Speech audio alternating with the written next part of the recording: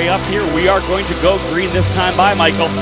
Asking these drivers to get right at it with cold Cooper tires. It's going to be interesting to turn number 1.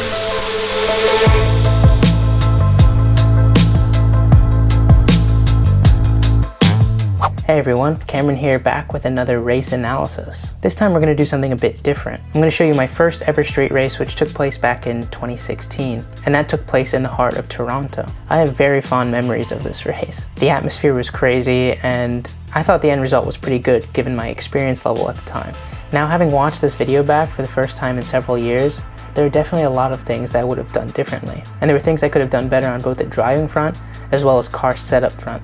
Honestly, when I found this video on an old laptop, I didn't want to upload it because I was actually disappointed in what I saw. But the more I thought about it, the more I realized how important it is to be introspective as a driver. And I really have learned so much since then. So with that said, let's go ahead and jump right into it.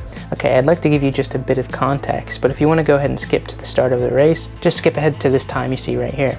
So 2016 was my first full year of racing. I was 16 years old at the time, with just indoor karting experience and the odd test in a school car and maybe a Formula 1600 car at this point. I'd say the average age of my competition at this time was probably about 19 years old, and pretty much all of them had more than 10 years of racing experience. So to put it frankly, I was way in over my head at the time. But that really is the approach I decided to take. Given how late I was entering into the racing industry, I wanted to throw myself in the deep end so that I could accurately determine whether or not it was a viable career path for me. So anyway, that's the backstory. Let's go ahead and jump into the cockpit for my first street race.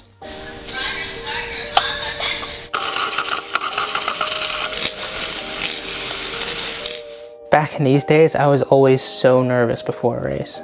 I would never have that feeling just before driving a race car, let's say for a practice or a qualifying session, but for some reason, when it came down to going wheel to wheel with other people, there's something that just made me really, really nervous. And the anticipation especially killed me when we would just sit there waiting to go. But as soon as the car started moving, usually all the nerves flew out of my system.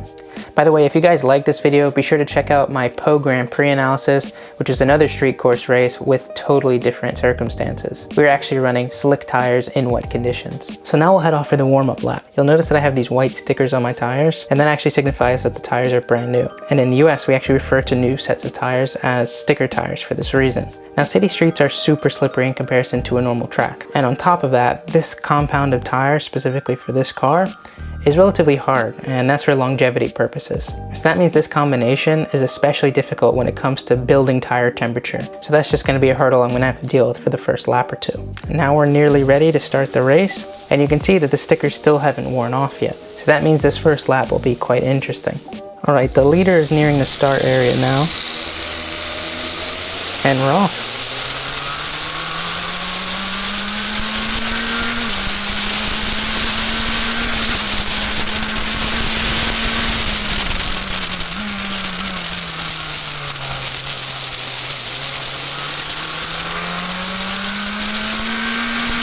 So it looks like I had to defend in turn 1, but the exit was decent, so let's see what we can do.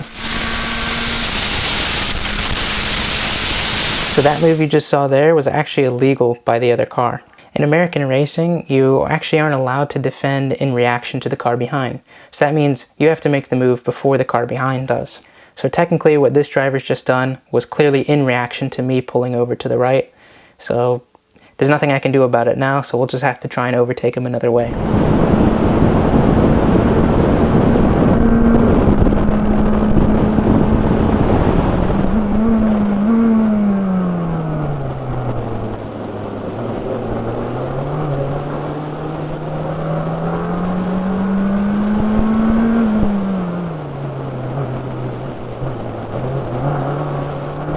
So I decided to try and overtake him around the outside, and it actually stuck. Definitely keep this in mind as you keep watching through the rest of this video. You can still see at this point that the stickers on the right side still haven't worn off. And now we're on to the next car.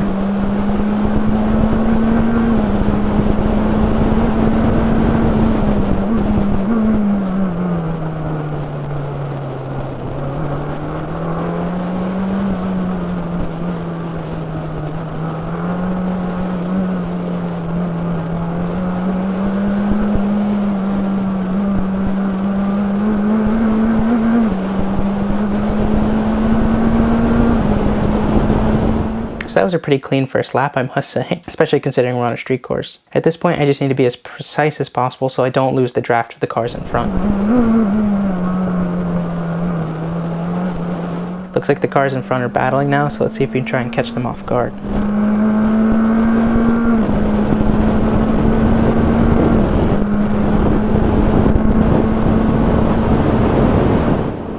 That was close.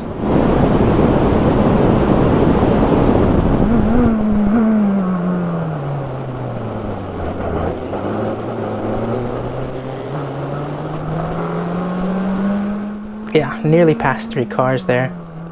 It's hard to see from this angle, but the black and orange car braked super late and I ended up having to concede the position to avoid crashing. Still netted 1 position from that battle, so not bad at all. So after this battle, I settle into this position for a few laps. So far, I'd say this has been a decent couple of laps from a driving front. After watching this, I can see some clear inefficiencies in the car setup. Now the tires are up to temperature at this point, so we can accurately evaluate the balance of the car. So let's talk about what we could have done better. So what I'm noticing is a lack of rotation on entry, which is then forcing mid-corner understeer, which is then forcing a snap of exit oversteer. Here's an example of that in turn 1.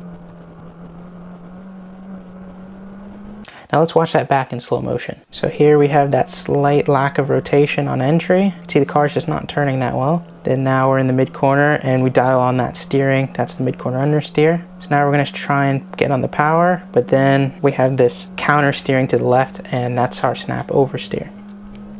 If you watch closely around the lap, you'll actually notice that that's a common theme. And to be honest, for the half season that I actually drove this car, it was kind of a reoccurring theme at all the tracks we went to. Now the setup philosophy we had worked in some places, but in others it just didn't work, especially street courses. Now let me explain why that is. The setup philosophy of our team was to make the suspension as stiff as possible. Their reasoning behind that was the stiff suspension would basically force the tire into the ground, in turn generating the maximum amount of grip. Initially that made a lot of sense, right? I mean, if you try and slide your hand across a surface with little pressure, it slides quite easily. But then if you push down and try and slide, it just doesn't move very easily. Basically, there's just more grip. Now the problem with that analogy is it doesn't really account for the limits of the tire. I mean, a tire is essentially a well-engineered balloon, so at some point it's going to give up in some way, depending on how you enact forces into it. I mean, that's why we have oversteer and understeer and all these sorts of terminology to describe when the car goes beyond its limits, and that's really related to the tire giving up. So with a setup at maximum stiffness on a bumpy street course with low grip,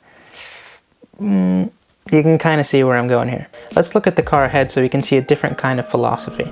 Watch how the car seemingly pivots on entries and exits pretty much on its own. And because of that, you can see he's able to take a much wider approach into the next high-speed right-hander.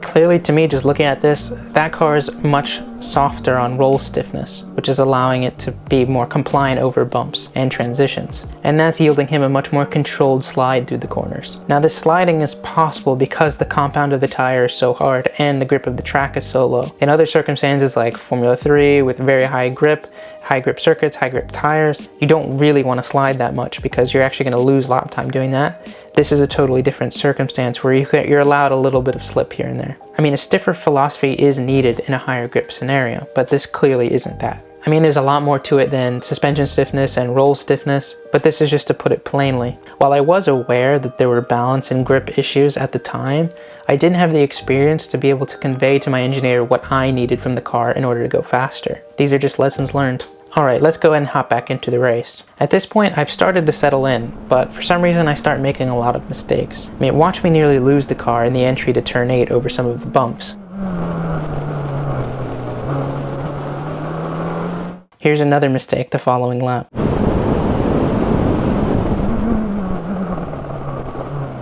You can hear by the chattering that I've actually locked the rear brakes. This would have been due to either too sharp of an initial pressure of the brake or too early of a downshift. Luckily, I'm not the only one making mistakes at this time.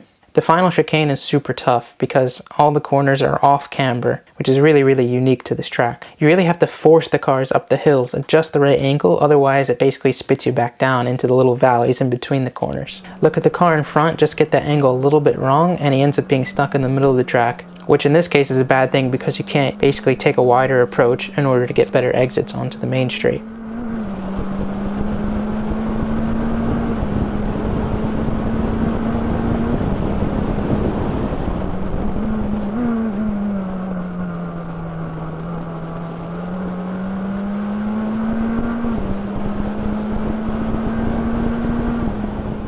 So I'm pulling over to the right now to defend from a car behind.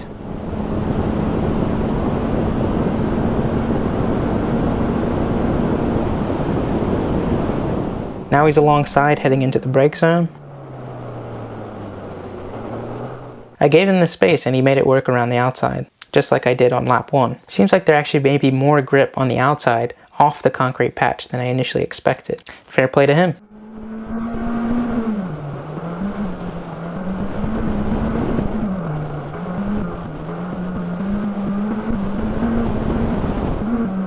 Fast forwarding a bit, let's go ahead and check out a near miss in the fastest corner on the track.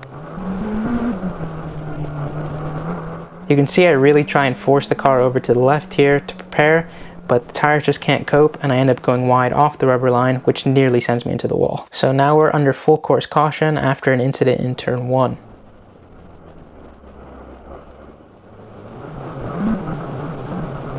The marshals cleaned up that wreck quite quickly, so now we're going to go back to racing this lap.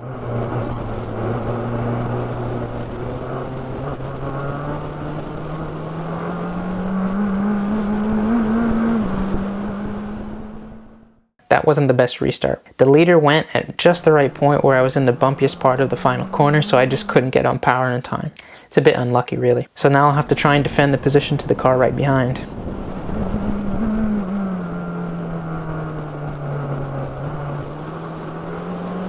Yeah, I'm definitely giving up these positions way too early. I really need to be committed. Since I am the car on the inside with the racing line, I really need to throw in a lot of speed, not to the point where I can't back out of it if the other person doesn't back out, but I certainly need to be a bit more aggressive in defending my position. I'm basically just making their job way too easy in a lot of these defenses. I think if this move worked, it would have been classified as a major dive bomb. But to be honest, I don't think I was actually trying to overtake him here. I think I just braked a little bit too late. And you can see that actually hurt me in the end because I couldn't get the exit out of the corner either. Looks like there's a little battle going on ahead, so this is the perfect opportunity to maybe make up a few places.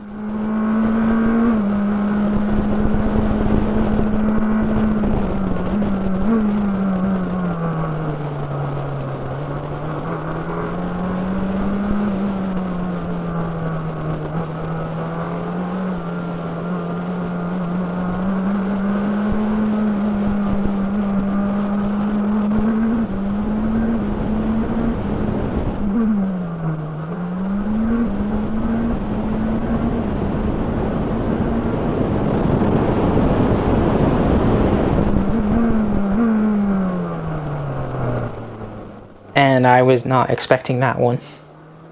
He must have come from quite far back, so I didn't even think to defend. Just another position handed away, pretty much.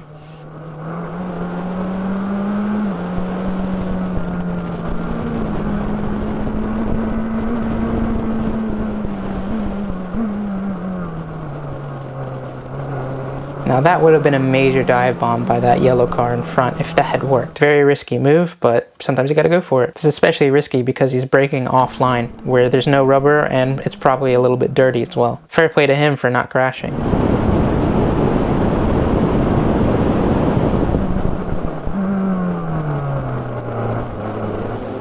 It looks like the around the outside move really works here.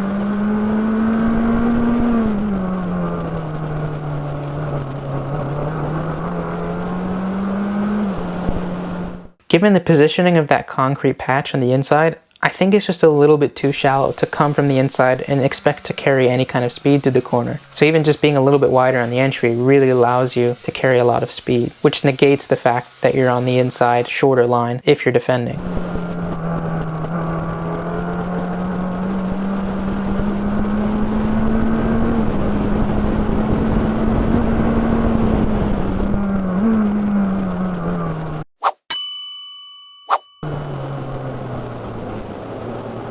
That'll definitely be another full course caution. It took a little bit longer to clean that one up, but now we're nearly ready to go back racing.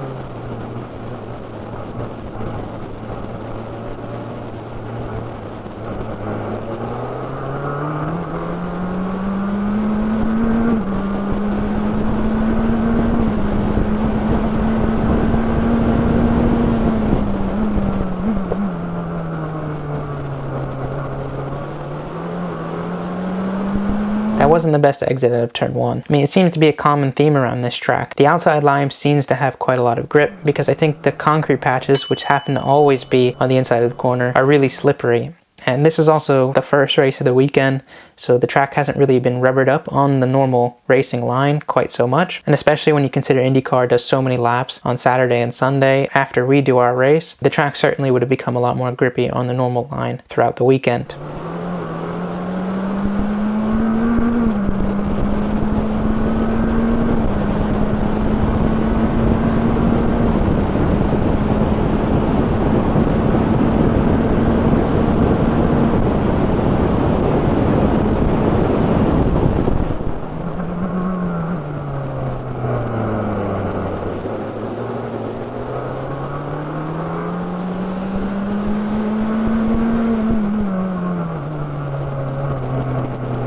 This is kind of starting to feel like deja vu at this point.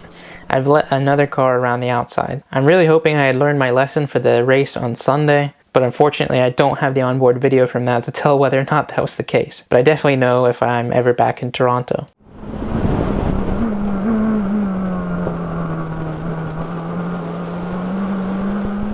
We've had a good exit here out of turn 1, so there should be opportunity to overtake the next car into the brake zone.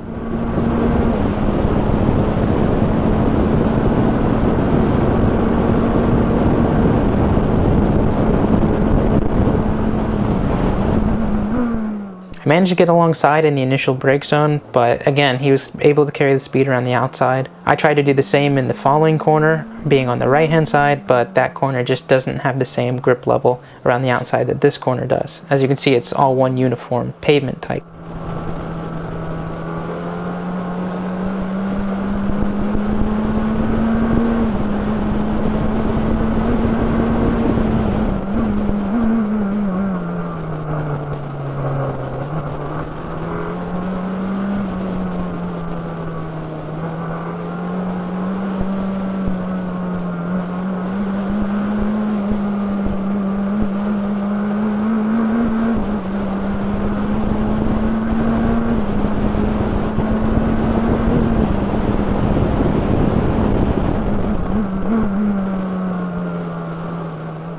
Now that was a really nice run through turn 1. We'll have more than enough clearance to be able to get around him in the draft going down this straight. We're far enough back now that he doesn't have the tow from the cars ahead, which allows me to basically draft around him quite easily. And that's job done on that overtake. And now finally we've got around someone. We've lost a decent bit of time from that last battle to the cars in front, but this is the final lap, so I'm hoping I'm going to be able to put in a flyer here in an attempt to pass them before the end of the race.